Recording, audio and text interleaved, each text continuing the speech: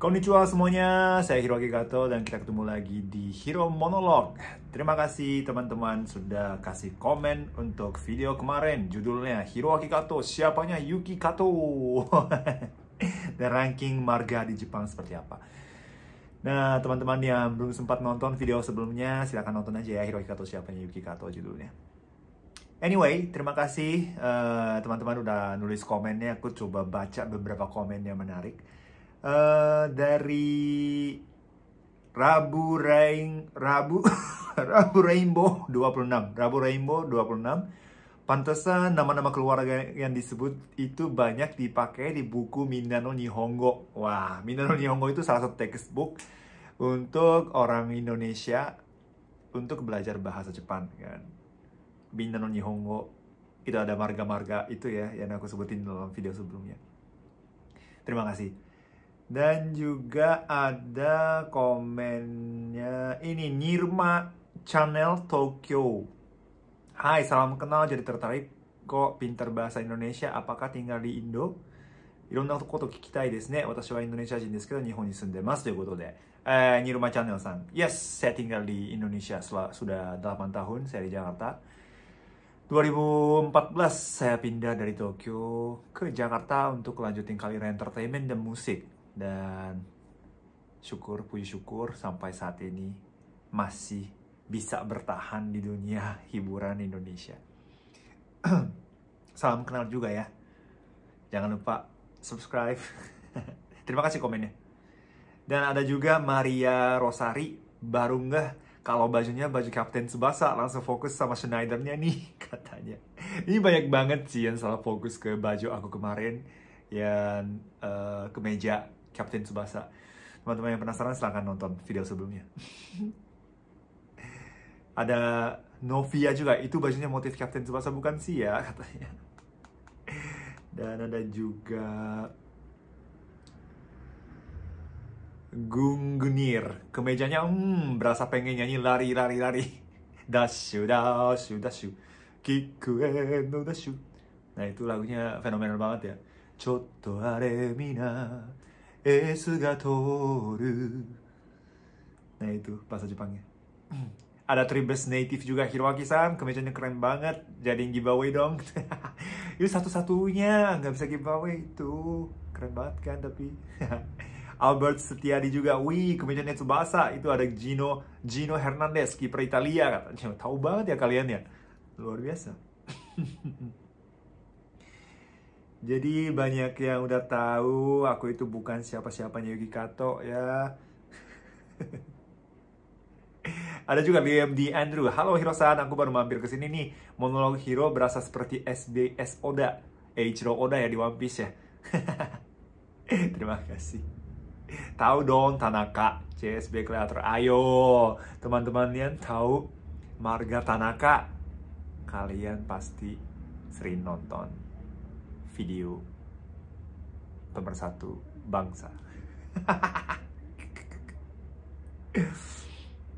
Oke, dan juga ada yang kasih tahu kalau orang Jawa, Doi Hachiro, kalau orang Jawa marganya Susoe, Soekarno, Soeharto, Sumarno, Soehartono, Widodo, Wiranto, Wiyoko, Daryanto, Darsono, Darmaji, Maryadi, Marjoko, Maryati, dan sebagainya.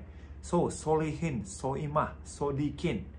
Nah ini sebenarnya ada yang balas juga itu bukan marga bang gitu kan. Tapi itu referensi buat nama anak. Dan juga aku tahu ini bukan marga. Tapi di penelitian perabadan Jawa, kemungkinan nama orang Jawa pakai marga di bagian depannya gitu ya. Jadi ada yang kasih tahu seperti itu juga. Terima kasih banyak aku bisa belajar marga tentang Indonesia. Tentang marga di Indonesia. Dan ada juga yang kasih saran, Ahmad Baidowi, Hiro-san saran saja kalau upload video mending seminggu 2 atau 3 kali saja biar viewernya banyak dan suatu saat tidak kehabisan topik. Maaf bukan bermaksud mengatur katanya, Ahmad Baidowi. Nah kali ini aku coba ikut sarannya Ahmad Baidowi. Aku nunggu 3 hari untuk bikin video baru seperti sekarang gitu ya. Coba aja dulu, jalanin dulu ya. Oke. Masih ada beberapa komen yang sangat menarik di sini. Cuman aku hari ini pengen bahas sebuah komen dari sini nih. Ntar ya. Di mana ya? Di mana? Nah, ini ada pertanyaan dari Nata Supriyatna. Susah ya nama orang Indonesia. Permisi, sebelumnya Kak Tosan, saya mau tanya dong, katanya. Kenapa ya sebagian kota-kota di negara Jepang itu populasi kendaraannya tidak sebanyak seperti di Indonesia? Seperti kita tahu, negara Jepang itu kan pembuat kendaraan terbesar juga di dunia, dan hampir di setiap negara pasti ada kendaraan merek pabrikan buatan Jepang. Tetapi kenapa di negaranya sendiri populasinya kok malah sedikit?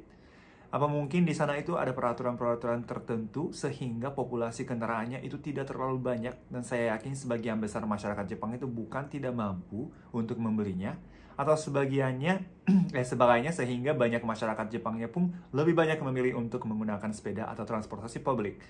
Terima kasih, dan saya mohon maaf bila mungkin pertanyaan saya tidak berkenan di hati Katosan, katanya. Terima kasih banyak atas pertanyaannya, Natas Priyatna. Dan juga ada yang kasih komen dari teman-teman Indonesia. Dari Danish Kriwil. Bantu jawab, selain pajak yang tinggi, transportasi publik di sana sudah nyaman dan on time juga. Mereka memilih transportasi publik daripada mobil pribadi, itu yang sudah tahu. Zahra Nafisa, bikin SIM-nya juga mahal, Shay, katanya. Zahra Nafisa dan Danish Kriwil, terima kasih banyak. Oke, aku pengen bahas tentang ini ya. Kenapa jumlah kendaraan di Jepang itu nggak sebanyak di Indonesia? Tapi sebelumnya kalian harus tahu, jumlah kendaraan di Indonesia itu termasuk sangat banyak dibanding negara-negara lain di seluruh dunia. Kalian tuh bisa ranking, masuk ranking 5 besar kali ya. Karena kalau kita lihat dari populasi aja, jumlah populasi kalian, teman-teman Indonesia, jumlah populasi aja kalian kan nomor 4 di dunia. Ya, setelah China, India, dan juga US dan Indonesia kan nomor 4 kan. Jadi jumlah populasinya juga sangat banyak. Satu. Dan juga sebagian besar, persentasenya paling banyak, paling tinggi di populasi usia yang masih 20-an, 30-an, bahkan sampai 40-an. Itu yang paling tinggi ya, persentas populasi kalian Indonesia. Jadi kemungkinan besar banyak yang masih produktif dan juga nyetir. Dan semakin kesini, semakin banyak yang mampu bisa beli mobil. Dan satu lagi, orang asing seperti kami, orang Jepang atau orang dari seluruh dunia yang datang ke Indonesia, yang terutama bekerja di perusahaan, itu rata-rata satu orang dikasih satu mobil. Rata-rata ya, bukan semuanya, tapi rata-rata dikasih satu mobil kan. Karena alasannya satu, transportasi umumnya masih sangat terbatas. Maksudnya ada sih bis Transjakarta, MRT, atau juga kayak minibus gitu, Kopaja, kayak gitu-gitu sih ada ya. Ada, cuman bagi orang asing itu terlalu beresiko satu. Dan juga kita kalau nggak bisa bahasa Indonesia susah naik. Dan juga kalau nggak paham bahasa Indonesia susah kita paham rutenya, paham harus naik bis yang mana, harus kemana, tarifnya juga gitu kan. Semuanya agak-agak susah untuk bagi orang asing yang tidak bisa berbahasa Indonesia. Jadi otomatis perusahaannya yang kasih mobil ke terutama setiap orang Jepang yang bekerja di sini gitu kan. Jadi jumlahnya ya otomatis naik karena ya transportasinya masih terbatas ya, transportasi umumnya maksudku. Yes, nah itu salah satu alasan kenapa di Indonesia kan banyak banget mobilnya. Tapi kalau di Jepang kenapa nggak sebanyak di Indonesia? Karena ya seperti tadi siapa yang Natas Priyatna sudah menduga transportasi umumnya udah sangat bagus di Jepang, bisa kemana-mana naik transportasi umum, terutama kereta dan juga bis dan juga subway ya. Jadi terutama di Tokyo, kota-kota besar itu sudah ada kereta dan bis yang bisa kemana-mana tanpa naik kendaraan pribadi. Itu satu ya pasti. Tapi itu ceritanya hanya untuk kota-kota besar saja sebenarnya. Nah contohnya kalau keluargaku itu tinggal di Tokyo. Jadi kita tidak punya kendaraan umum. Keluarga Kato yang di Jepang, papa, mama, ada adik, semuanya. Kami itu empat-empatnya, papa, mama, aku, adik, empat-empatnya nggak punya mobil di Jepang. Itu karena kita bisa kemana-mana naik transportasi umum kalau di Tokyo ya. Tapi saudara-saudaraku yang tinggal di daerah, bukan di Tokyo, terutama di agak kampung atau ada desa, itu mereka pasti punya mobil. Karena di situ nggak ada kendaraan umum yang seperti di Tokyo, Osaka, Sendai. Itu kan udah bagus banget, Hokkaido, gitu-gitu tuh udah bisa kemana-mana pakai transportasi umum. Tapi selain di kota-kota besar, ya rata-rata punya mobil sendiri. Bahkan kalau ada keluarga ada 4, papa, mama, kakak dan adik gitu kan, kalau misalnya 4 orang, bahkan di desa atau kampung itu 4-empatnya punya mobil. Bayangin gak sih? 4-empatnya punya mobil. Karena kalau nggak punya mobil nggak bisa kemana-mana, nggak bisa belanja. Kalau belanja juga jauh, atau mau kemana juga kalau pakai Shinkansen ya bisa juga sih. Tapi kalau sampai stasiun Shinkansen ya naik apa? Kadang-kadang nggak ada juga gitu kan. Jadi makin ke kampung, makin ke desa, makin banyak kan pakai mobil. Tapi kalau lihat dari populasi lagi, ya populasi di Jepang itu makin berkurang tuh. Dan rata-rata lansia semua. Yang usia 20-an, 30-an kan sedikit. Lansianya makin banyak gitu kan. Jadi banyak yang nggak bisa nyetir mobil lagi setelah 60 tahun, setelah 70 tahun, setelah 80 tahun. Ya masih ada banyak sih yang masih nyetir, cuman resiko kecelakaan juga semakin tinggi kan. Jadi masyarakatnya lagi minta lebih dari 80 tahun ke atas itu tolong udah balikin SIM-nya gitu. Jangan nyetir karena banyak kecelakaan. Nah itu juga. Nah, dan Tokyo, Osaka yang seperti kota-kota besar seperti itu yang sudah ada transportasi umum bisa kemana-mana, kita mending naik kereta. Kenapa? Ya seperti yang dari komen tadi juga, pajak itu mahal. Pajak itu mahal. Kalau untuk mobil di Jepang itu ada 4 jenis pajak yang mesti kita bayar. Dan itu setiap tahun ada. Dan selain itu, selain pajak itu juga harus cek mobil setiap 3 tahun sejak beli yang baru. 3 tahun sekali ada, habis 3 tahun sekali, setelah itu 2 tahun sekali. Itu harus cek mobilnya. Ya, harus investigate mobilnya.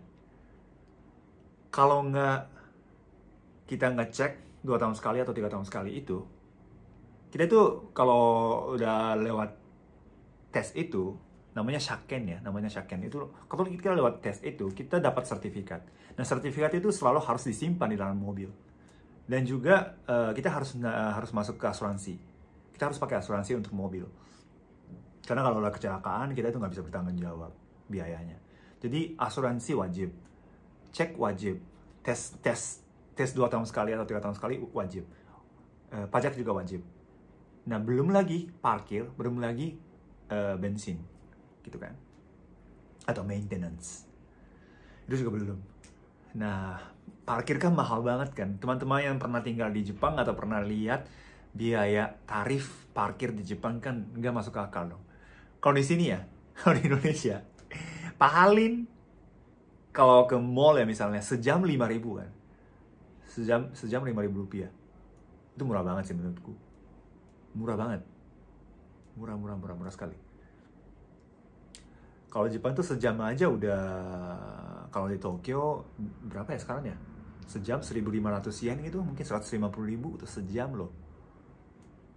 Itu juga ada, 2.000 juga ada kadang-kadang. 200.000 sejam. Nah, lebih dari sejam ya nambah. Ya, kadang-kadang kalau seharian parkir di Tokyo, di dalam kota Tokyo, bisa sampai 1 juta, 2 juta kalau hanya parkir saja. Gitu. Nah, nggak masuk akal dong gitu. Kan kereta kan sekali naik, kalau misalnya di kampung halamanku, kalau naik kereta 30 menit ke Shinjuku tuh, tarifnya paling sekali jalan 300 yen, 350 yen. Kalau dirupiahkan 40.000 gitu ya. Ya jadi sekali jalan 40.000, kalau balik juga 40.000 berarti 80.000. Ya masih oke lah. Daripada kita bayar semuanya yang untuk mobil itu. Maintenance juga mahal, pajak juga mahal, parkir juga mahal. Sebenarnya nggak ada aturan sih untuk membatasi jumlah mobil di Tokyo atau Osaka. Kadang-kadang ada kan kalau di Singapura, ada kan kalau nggak salah. Tapi di Jepang tuh nggak ada aturan atau undang-undang kayak gitu sih. Bebas, kalau mau beli mobil silahkan.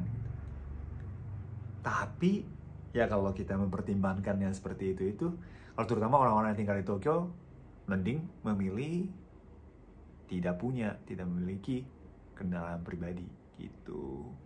Karena transportasi umum dan juga mahal gitu ya. Jadi seperti itulah mungkin alasan kenapa di Jepang itu tidak sebanyak di Indonesia. Dan memang penjualan mobil di Indonesia memang luar biasa sih.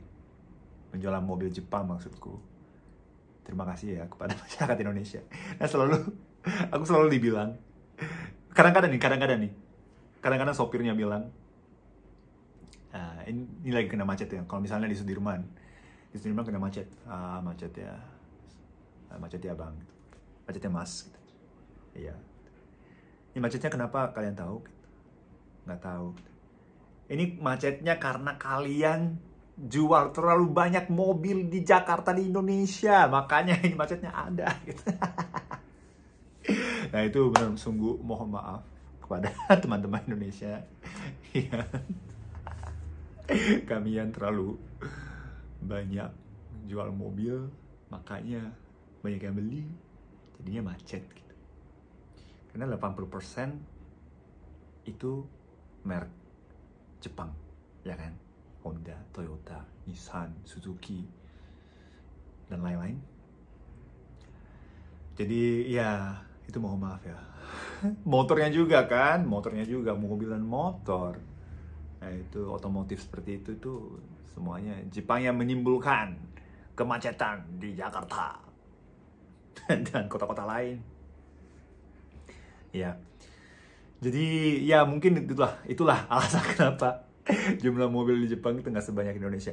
Tapi ya seperti aku bilang tadi, keadaan di kota-kota besar sama kampung atau desa itu totally lain, berbeda. Kalau desa atau kampung di situ itu banyak banget yang punya mobil dibanding orang-orang di Tokyo atau Osaka. Ya karena mereka butuh. Kalau di Tokyo, Osaka kadang-kadang merasa tidak butuh mobilnya, kendaraan pribadinya. Oke, semoga membantu jawaban ini. Kalau ada pertanyaan lagi tentang Jepang, seputar Jepang atau tentang ya apa saja sih, silahkan kalian nulis di komen dan aku pasti pick up, milih-milih beberapa pertanyaan dan aku jawab. Oke, semoga kalian enjoy menikmati konten Hiro Monolog ini. Nah, setelah video ini jangan lupa kalian nonton video lirik aku, single terbaru dari aku, Sankyu 39. Judulnya 39, bacanya Sankyu. Itu single terbaru dari aku, dirilis bulan Maret 2022. Semoga kalian suka lagunya dan jangan lupa itu share ke teman-teman ya kalau kalian suka lagunya. Oke, sampai bertemu lagi di video Hiro Monolog berikutnya. Bye-bye.